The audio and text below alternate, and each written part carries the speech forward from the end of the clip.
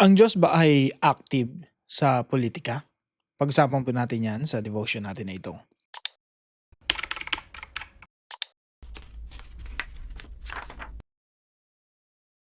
Magandang araw po sa bawat isa sa inyo. Welcome back to our 365 Daily Devotions, Bible Characters Edition.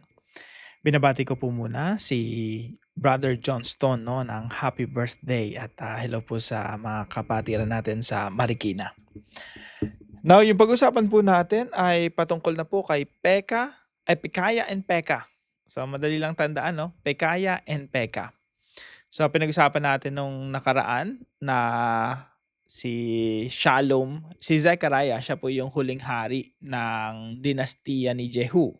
So, we have Jehu, Jehoahaz, Jehoash, Jeroboam II, and Zechariah. At itong si Zechariah ay pinatay ni Shallum. Itong si Shallum naman ay pinatay ni Menahem. At si Menahem naman, yung anak niya na si Pekaya, ay pinatay ni Peka. At si Peka naman ay pinatay ni Hoshea. So, bakit nagpapatayan sila? Because they want power, they want wealth. Gusto nila ng kayamanan, gusto nila ng kapangyarihan. And kahapon pinag-usapan natin, yung sumpa ng kayamanan at kapangyarihan ay emptiness. Yung after magkaroon ng kapangyarihan at kayamanan, you're still empty. Bakit po? Kasi ang kailangan talaga natin ay walang iba kundi ang Diyos. Ang ating Panginoong Jesucristo ang makapag-satisfy sa ating mga puso. So right now po, pag-usapan po natin si Pekaya and Peka. Ano po bang nangyari sa kanila? So sabi po rito sa 2 Kings chapter 15 verse 23, in the 15th year of Azariah, king of Judah, Pekaya, the son of Menahem, began to reign over Israel in Samaria. And he reigned 2 years. So, anong nangyari naman kay Pekaya? Ganun pa rin. Ginawa niya pa rin kung ano yung kasalanan pinagpatuloy niya pa rin yung kasalanan ni Jeroboam. And he did what was evil in the sight of the Lord. He did not turn away from the sins of Jeroboam, the son of Nebat, which he made Israel to sin. And Pekah, the son of Remaliah, his captain, conspired against him with 50 men of the people of Gilead and struck him down in Samaria. So si Pekah, pinatay si Pekaya. Ito namang si Pekah, sabi rito, Pekah, the son of Remaliah, began to reign over Israel in Samaria, and he reigned 20 years. So si Pekah, naghari siya ng 2 years. Si Pekah naman, Pekaya 2 years, Pekah 20 years. At yan, mamaya pag-usapan natin yung ibang mga detail pa, no, patungkol kay Tiglath-Pileser. Sino ba yan, no? Kung hindi natin makover dito sa devotion, ko-cover natin sa dive deeper natin. So, ito po yung ilan sa mga katuruan natin ngayong araw. God is never absent, but always present in politics. Pag-uusapang governance, politics, ang Diyos laging present, no? Huwag nating isipin na yung Diyos pang church lang, pang religion lang, pang pananampalataya lang, yung Diyos pang Sunday lang, no? Pero pagdating ng Monday, yung routine natin, regular life natin, para bang hindi na involved si Lord. Mga kapatid, pag binasa niyo yung Kings and Chronicles, dyan yung makikita na sa lahat ng mga political shifts, change of administration, change of political dynasty, laging nandun yung Diyos kumikilos. Lagi siya may ginagawa. May ina-accomplish ang Diyos. Hindi lang sa Israel at Judah, makikita niyo po sa Bible, kahit yung sa ibang mga bansa, sa bansang Assyria, sa Moab, sa Edom, sa Egypt, sa Syria, sa Babylon, sa Persia, sa Greece, and Roman Empire. Makikita po natin yung kamay ng Diyos, meron siyang ina-accomplish sa history o sa kasaysayan natin. So God is never absent but always present in politics. Kahit po dito sa bansa natin, may mga political shifts, change of administration. Kada palit ng administration, ipapersecute ng kung sino man may kapangyarihan, ipapersecute yung mga nauna, no, na mga administration. Normal yan sa Pilipinas, no? Pag may mga political shifts, kung sino yung nasa kapangyarihan, Siya yung mga abuso ng kapangyarihan, at 'pag napalitan na siya, yung iba naman ang mang-aabuso. So, parang sa panahon din nila kung sino yung nasa power, sila yung abusado, eh. Pero tandaan natin, kahit nakakita tayo ng kaguluhan dito sa mundo, God is still active. May ina-accomplish ang Diyos. Present ang Diyos maging sa usapin ng politika. Actually, sa Bible makikita nyo, very political yung Diyos, eh. Lahat na lang ng mga nangyayari sa politika, involved yung Diyos, eh. May ina-accomplish siya. Meron siyang, kumbaga nagiging, yung mga hari parang mga pawn, no? Gumagalaw, kumikilos ayon sa sovereignty ng Diyos. So number 2 po, God punishes the wicked through wicked people. Ayan, ito po yung isa sa mga ina-accomplish ng Diyos. Pinaparusahan niya yung masasamang tao gamit yung ibang mga masasamang tao, yung ibang mga nations. Yan nga yung tanong ni Habakuk kay Lord, eh. Sabi niya, Lord, di ba banal ka? You're holy. Kami masama kami, inaamin namin, sabi ni Habakuk. Pero bakit gagamitin niyo yung mas masama sa amin para parusahan kami?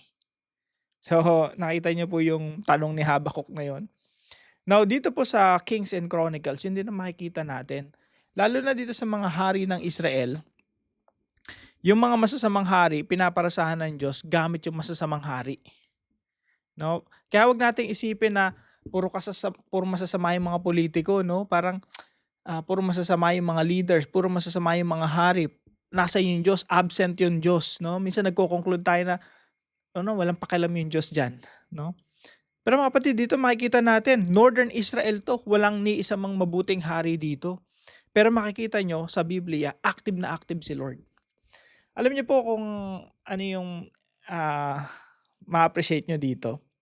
Sa mga hari ng Judah at hari ng Israel, laging may katapat yan ng mga prophets.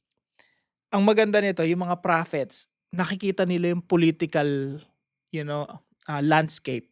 Nakikita na yung nangyayari sa politics. Kitang-kita nila ng mga mata yun, ng mga mata nila. But at the same time, they're seeing beyond. Yung mga prophets, sila yung nakakakita ano naman yung ginagawa ng Diyos. Kaya nga yung mga prophets, ang lalakas ng loob niyan, pupunta yan dun sa mga hari, sasabihin nila kung ano yung pinapasabi ng Diyos, ano yung ginagawa ng Diyos sa kanilang kalagitnaan. And madalas po, ang mensahe ng propeta, magsisi kayo or otherwise, judgment will come. And God will punish wicked people with wicked people. And number 3 po, God remains king and in control despite political turmoil. Kahit anong gulo na nangyayari, change of administration, change of power dito sa bansa natin, kahit anong mangyari sa eleksyon, kahit sino pang mamuno, yun Diyos, siya yung nananatiling nakaupo sa kanyang trono at siya yung in control.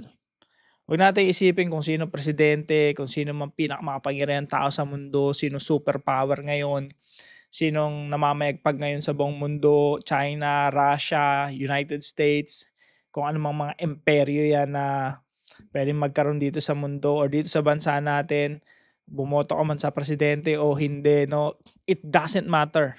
Kahit sinong nakaupo, it doesn't matter. What matters is God remains king, seated on his throne, and he is in control. At lahat ng mga nangyayari sa politika, kontrolado ng Diyos, may ina-accomplish ang Diyos. Kahit na ang nakikita natin puro kasamaan. I hope magkaroon tayo ng mga katulad ng mga prophets, no, habang nagbabasa tayo ng Bible, nakikita natin ginagawa ng Diyos, at the same time nakikita natin yung politics. Nakikita natin ano nangyayari sa bansa natin. At the same time, we see beyond. Again, ito nga example natin, Northern Israel, wala nga mabuting hari dito, lahat masama eh.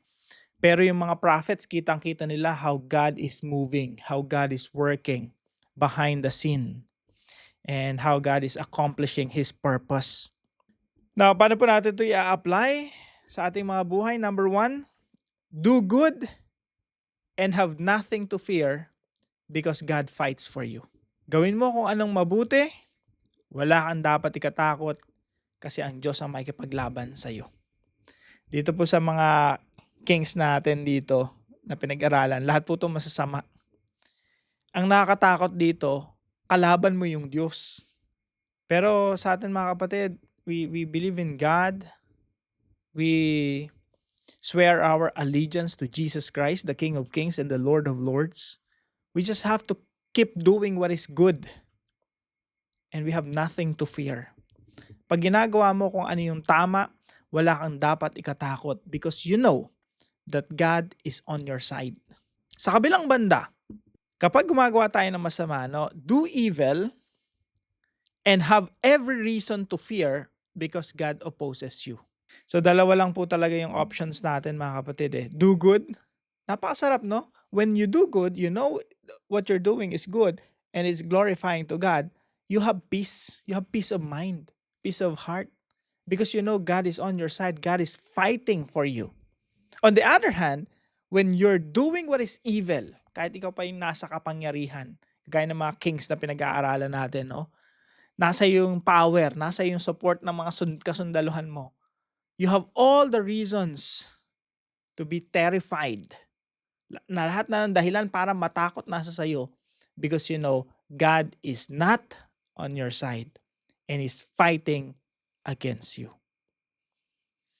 So nakakatakot din maging korap eh. Nakakatakot din gumawa ng masama. Kasi alam mo, kalaban mo yung Diyos. At yung Diyos hindi ka ito-tolerate.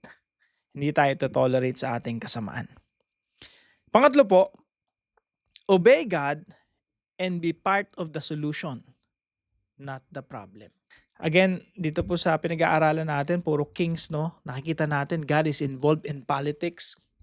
Na kung mga anak ninyo maging politiko someday, maging leader ng bansa natin someday, or maging business leaders, o kung saan man sila, o kung tayo mismo, mga leaders, you know, may tendency kasi na mga Christians nagiging corrupt eh, pag nandun na sa position. Pero right now, mga kapatid, let's be part of the solution. Let's obey God. God is working in our midst. God is making this country a better place. God is fixing our country. Ang tanong, are you part of it?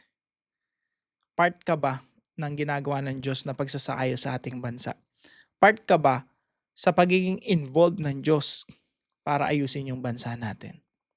Alam niyo po, parte ng Great Commission yung isaayos yung bansa natin.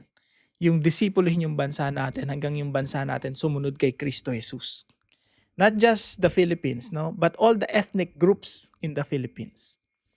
We have to disciple them and teach them to obey everything Jesus has commanded us. Ang maganda nga nito mga kapatid, we know the solution. Ang solution ay yung solution ng Diyos. Ano ba yung solution ng Diyos na binigay sa atin to make this world a better place, to make our country a better place? Simple lang naman yung binigay ng solusyon sa atin ng Diyos eh. Sabi ng ang ginawa ng ating Diyos, sinugo si Kristo. Sabi ni Kristo sa atin, now you go disciple the nations. Teach the nations to obey everything I've commanded you. That is the solution. The gospel is the solution. Jesus is the solution. Hanggat hindi matututunan ng mga bansa na sumunod sa Panginoong Jesucristo, walang magiging kaayusan dito sa mundo. That's why we have the solution. Tayo mga Kristiyano, we have the solution. We just have to preach the solution. And He is Jesus Christ. Para po sa ating discussion, why can doing good be coupled with fearing no one? Bakit yung paggawa natin ng mabuti, meron siyang kakambal, no? Yung wala kang kinakatakutan. Pero pag gumagawa ka ng masama, may kakambal din siya, no? Yun yung takot ka sa kung ano pwede mangyari sa'yo because you know, God will not tolerate you or me when we're doing something evil. Para po sa ating dive deeper, pag-usapan po natin more on suzerain and vassal relationship para ma-explain ko po yung ano nangyayari sa politika during this time ng mga last kings of the Northern Kingdom. And more on kings and prophets, no? Pag-usapan po natin sa dive deeper yan mamaya. Tayo po yung manalangin. Heavenly Father, thank you for reminding us that you are sovereign over every nation, ruler and political turmoil. Teach us to do what is right without fear, knowing that you defend those who walk in obedience to you. Guard our hearts from evil, pride, corruption, and compromise. Because you oppose wickedness and judge all injustice. Help us become instruments of peace, truth, righteousness, and wisdom in our communities and nation. May our lives reflect obedience to your word so that we may contribute to the healing rather than destruction. Strengthen our faith to trust your rule above all earthly powers. In Jesus' name, Amen and Amen. Kung kayo po ay may natutunan sa devotion natin na ito, ipalam niyo lang po sa comment section right below this video. And please don't forget to share this devotion to your family and friends. Pagpalain po kayo ng ating Panginoon. See you po tomorrow 5 a.m. dito po sa ating Daily Devotions.